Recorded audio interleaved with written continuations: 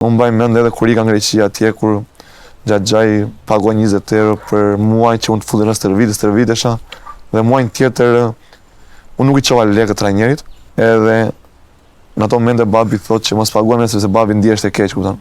Ja që paguante 20 euro. Paguante ne po rim këtu, tipo na mban me ushqim, kupton.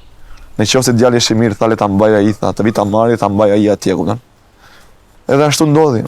Unë që luaj atje, unë trajneri im që unë nuk paguaja lek, duhet të më mbaja nenën e tij, pasi ai ishte trajner, kisha akademinë atje, unë duhet të vete nena e vet, duhet ta ndihmoja atje, për çaj duhesh asaj atje, duhet të mblidhja, domethënë të prisja barin e saj, të mblidha mbeturinë aty flakët isha, domethënë sikur isha, ta them më shkurt, si filipinezët që janë sot në shtetin shqiptar që vinë punojnë, kupton? Një shërbyes. Ishte shërbyes, po.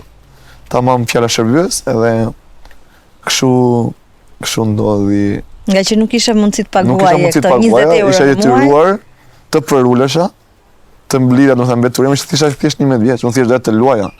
Unë që atëherë filloi të mësoja punën, çfarë ishte puna, kupton?